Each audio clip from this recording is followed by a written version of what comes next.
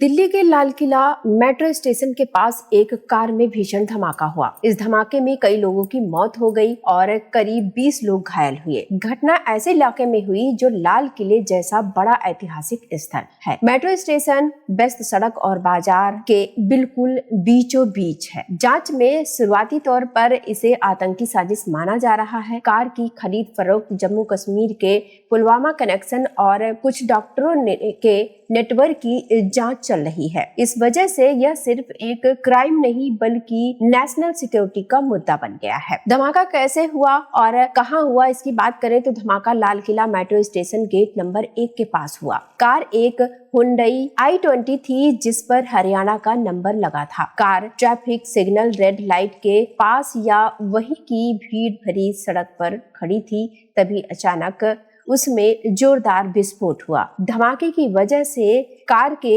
परखच्चे उड़ गए। आसपास खड़ी कई गाड़ियां और एक इको वैन जैसी गाड़ी भी क्षतिग्रस्त हो गई। आग की लपटें और धुआं दूर तक दिखा। सड़क पर अफरा तफरी मच गई। कुछ रिपोर्टों में यह भी आया कि कार कई घंटे पहले से सुनहरी मस्जिद या उसके आसपास के इलाके में पार्क थी, यानी धमाका प्लान करके किया गया लग रहा है। इसमें नुकसान की बात करें तो अलग अलग खबरों में थोड़े बहुत नंबर बदल रहे हैं, लेकिन मोटी अगर बात करें तो कम से कम 8 लोगों की मौत हुई है। करीब 20 लोग घायल हैं। कई गाड़ियां, दुकानों के शीशे और आसपास की चीजें भी टूट-फूट या जल चुकी हैं। कुछ लोगों के शरीर बुरी तरह क्षतिग्रस्त हुए। डॉक्टरों के अनुसार कई घायलों के शरीर में कंक्रीट के टुकड़े घुस गए हैं। मृत और घायलों को मुख्य रूप से LNJP यानी कि लोकनायक जयप्रकाश नारायण अस्पताल में भर्ती कराया गया। अस्पताल के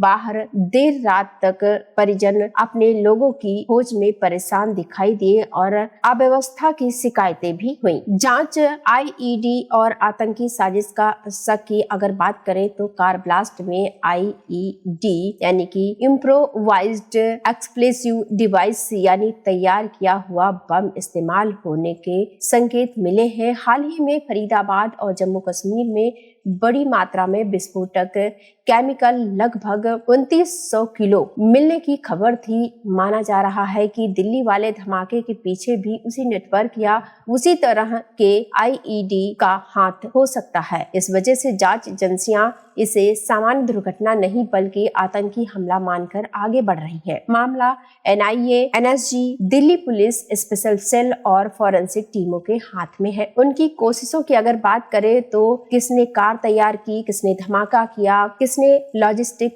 सपोर्ट दिया, ये सब कड़ियां जोड़ने की कोशिश हो रही है। खबरों में कार को लेकर यह बातें सामने आई हैं कि धमाके वाली i20 कार हरियाणा नंबर पर रजिस्टर थी। कार के शुरुआती मालिक का नाम सलमान बताया गया है, जिसे पुलिस ने हिरासत में लेकर पूछताछ शुरू कर दी है। कार कई लोगों के बीच बेची खरीदी गई, जैसे सलमान, नदीम, तारिक और आगे किसी आतंकी नेटवर्क तक। इस तरह की लंबी खरीद फरोख्त की चेन का मतलब यह भी हो सकता है कि कार को जानबूझकर कई हाथों से घुमाया गया हो ताकि असली मास्टरमाइंड तक पहुंचना मुश्किल हो जाए। अभी इस चेन की हर डिटेल पब्लिक नहीं है, पर इतना साफ है कि कार के हिस्ट्री को बारीकी से ट्रेस किया जा रहा है। डॉक्टर उमर और डॉक्टर्स कनेक्शन की अगर बात करें तो एक और बड़ा एंगल सामने आया है, डॉक्टर्स का नेटवर्क। मुख्य संदिग्ध के तौर पर डॉक्टर उमर यानी कि डॉक्टर उमर नबी या उमर मोहम्मद का नाम आ रहा है। बताया जा रहा है कि वह मूल रूप से जम्मू कश्मीर के पुलवामा का रहने वाला है और हरियाणा के एक मेडिकल कॉलेज जैसे अल फलाह या पास के किसी सेटअप से जुड़ा था। खबरों में कहा गया है कि 4 डॉक्टर एक ही अस्पताल यानी कि मेडिकल नेटवर्क से जुड़े हैं और इन्हीं में से कुछ पर आतंकी साजिश में शामिल होने का शक है। CCTV फुटेज में धमाके से पहले काले मास्क और कैप पहने एक शख्स सफेद i20 कार के आसपास दिखता है, जिसे मीडिया आतंकी डॉक्टर उमर बता रही है। इसलिए जांच का एक बड़ा फोकस यह है कि उच्च शिक्षित प्रोफेशनल लोग किस तरह से रेडिकलाइज हुए और क्या किसी मेडिकल नेटवर्क का इस्तेमाल कवर या लॉजिस्टिक सपोर्ट के तौर पर किया गया है। कश्मीर कनेक्शन, रेड हिरासत और जब्त फोन की अगर बात करें तो ब्लास्ट के बाद जम्मू कश्मीर पुलिस भी एक्टिव हो गई है। पुलवामा और सोपिया में कई जगहों पर छापेमारी की गई है। संदिग्ध डॉक्टर उमर के 2 भाई आसिक अहमद और जहूर अहमद को हिरासत में लिया गया है। कुछ रिश्तेदारों और परिचितों के मोबाइल फोन जब्त किए गए हैं।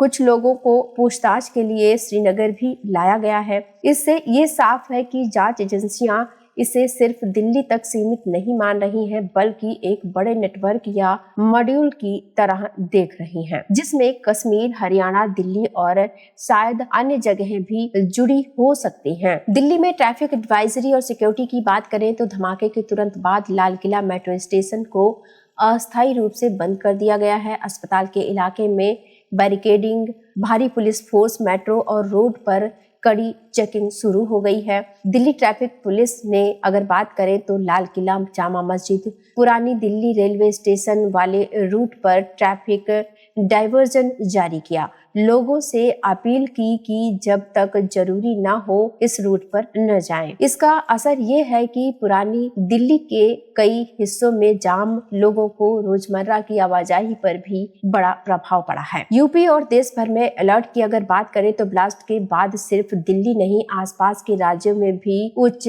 सतर्कता घोषित किया गया।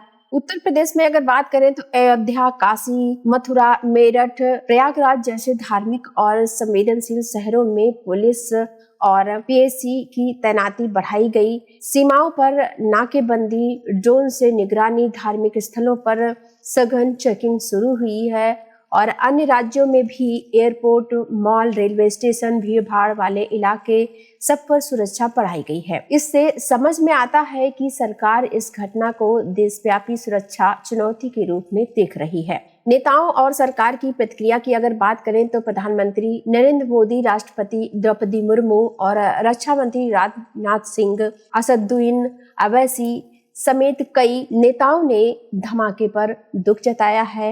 मृतकों के परिवारों के प्रति संवेदना व्यक्त की है। घायलों के लिए दुआ, शुभकामनाएं दी है। गृह मंत्री अमित शाह ने तुरंत हाई लेवल मीटिंग की, मौके पर जाकर स्थिति का जायजा लिया। एलएनजेपी अस्पताल में घायलों से मुलाकात की और यह भरोसा दिलाया कि घटना की हर एंगल से जांच होगी और दोषियों को किसी भी हालत में बख्शा नहीं जाएगा। कुल मिलाकर अगर बात करें तो यह सिर्फ एक एक्सीडेंट नहीं बल्कि एक सोचा समझा आतंकी हमला लग रहा है, जिसमें कार, आईईडी, डॉक्टर और कश्मीर हरियाणा के नेटवर्क की कड़ियां जुड़ रही हैं।